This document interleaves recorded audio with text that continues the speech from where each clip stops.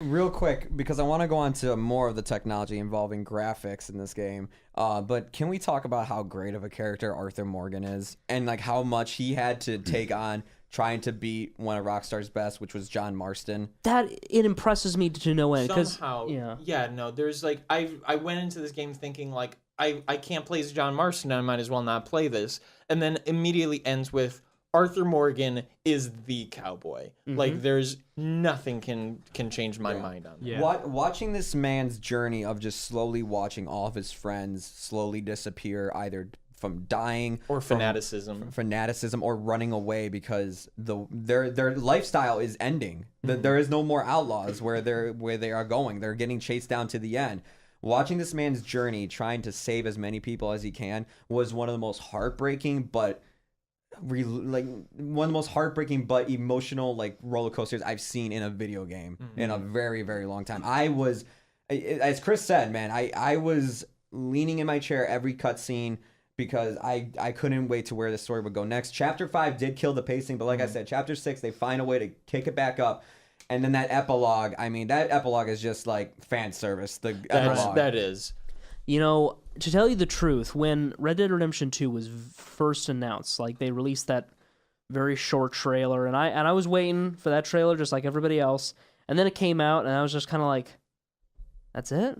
It was like the quickest trailer ever. And to be honest, I wasn't like really, really hyped for Red Dead Redemption 2 until maybe like 3 or 4 months before the game came out. Oh, I was hyped. Because then I started to like, I was like, oh, it's coming out pretty soon. Oh, it's just coming out in like a couple months from now. And then I rewatched the trailers, not the really short one that in all honesty, I don't think was a very good trailer at all. But the other trailers after it, I was like, okay, yeah, this is pretty cool. And now the gravity of this is kicking in because like again, it's like I too was like, I don't know how I feel about playing characters on John Marston, and even some of those early trailers, I didn't know how to feel about Arthur Morgan. It's like, I don't like you, and now, well, first off, it also helped that they let me customize his appearance and give him a very, very sexy beard. So thank you, Rockstar. You're doing the Lord's work. But yeah, like, where was I going with this? Arthur Morgan is a great character, and I'm very excited. Man. Yes, and I'm very excited to see where his story goes, even though I already kind of spoiled it for myself. No, and I totally agree. If there's one thing that I wanted to touch on, Joe, you mentioned it, the epilogue was pure fan service, and I think that's fine, but for the most part, I was kind of waiting for it to end. And I don't know if anybody shares this sentiment, but it got to a point where I thought, all right, like, the game's over. Oh, there's an epilogue. So I thought, okay, then part 1 appears. I thought, oh, okay. How long is the epilogue? Yeah. And it just, there were some moments where, like, I think we talk about extraneous missions, how, like, in the beginning, there's this. There's, like, you have to go and get a bank loan, and I think, why is this? Why is this a mission? Why couldn't this just all be a cutscene? I gotta do this in life eventually. Like, I don't need to do this now. Yeah, no, I just thought, is it really important that I watch this happen? There are some moments like that.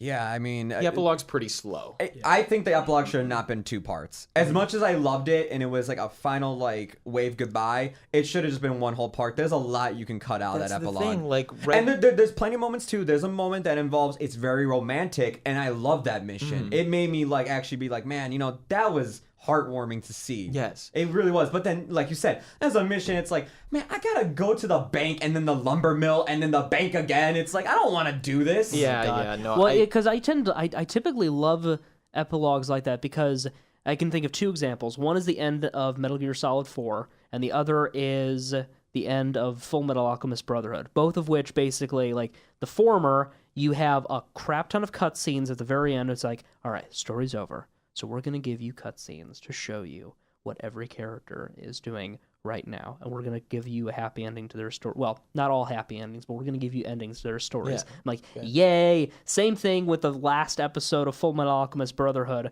where they were just like, hey, would you like to see what this character's doing? You want to see what they're doing with their lives? Yeah, I do. Give me more. So after I, like, harped on the epilogue for a while, I will say, I mean, without spoiler, final mission of the game. There were some moments of the epilogue where I was screaming, where I was clapping, where I was hollering, and I said, "That's my boy."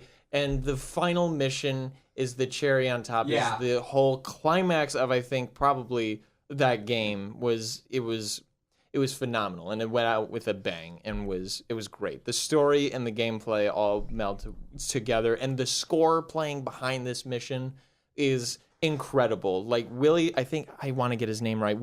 Jackson. Woody Jackson knocks it out of the park again. He did the soundtrack in the first game. He did it in this game as well. He really, really pulled out all the stops again for this one and delivered, I think, a score that's better than the first Red Dead Redemption. Oh, yeah, I would say so. Like, It was they great. both have like different tunes and different charms, but I think if we're gonna really be like comparative about it, Red Dead Redemption 2's soundtrack is without a doubt better. And both games have those moments where the soundtrack is shining in a very Oh beautiful yeah, and where it like makes real or breaks the moment. Yeah. And it definitely always makes it. And it made it like in one, it's the trip to Mexico.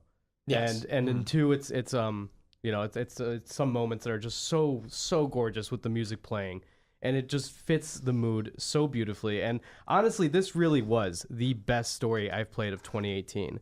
Is it the best game I've played of 2018? Maybe not, but I mean, obviously, I have PS4. I have a PS4, so I played God of War and I played Spider-Man. Yeah. Spider-Man is the best game I've played. I had Yeah. so many people that like were telling me like, "Can you believe Red Dead didn't win Game of the Year?" I'm like, you don't understand. 2018 is one of the best years of video games It we've really had in has a long been. time. Like, Yeah. we had Monster Hunter World start things off in January, and that was an excellent co-op game. And then wait, hold on? I might be mixing up 2017 with 2018. Didn't Nier Automata That's 2017. that was 2017? Yeah, All right, sorry. never mind. But yeah, then we have Spider-Man. We had God of War. Celeste was in there. Celeste. I mean, like there was so many games. Assassin's Creed Odyssey. So many big games that like just came in and they were just like, we're going all out this year. Like they must have known we're going up against Red Dead Redemption 2 this year. We gotta bring the we gotta bring the big guns. Odyssey, especially because some people have been calling that like one of the best Assassin's Creed games, which I wasn't expecting at Neither all. was I. It was definitely. No, I quit Assassin's Creed for a little bit, and I saw Odyssey and thought, I'll pass. And I hear how it's like redeemed the franchise. Oh, and it's I thought, so fun. It's such a good game. Okay. but yeah, like you guys were saying, there's so many. It's going against a lot of titans. And honestly, for me, Game of the Year is something that's encompassing. It's story. It's also gameplay. And while Spider-Man it had a good story. It didn't have a great one. It had excellent gameplay. But he used all those elements to. It made me cry. Yeah, It no, made me but cry then- a lot. But then there's God of War, which had gameplay and story, and that's honestly why I would probably pick it as my game of the year too. But Red Dead, while it didn't do anything special with gameplay for me, but it was still. I wasn't bored playing it. I was No, like, I oh, this is so. understand that. Why am I shooting things? But yeah, exactly. No, I it totally was understand fun. that. It was still a lot of fun. Yeah, it's just of course. there's so many good games this year. And Yeah.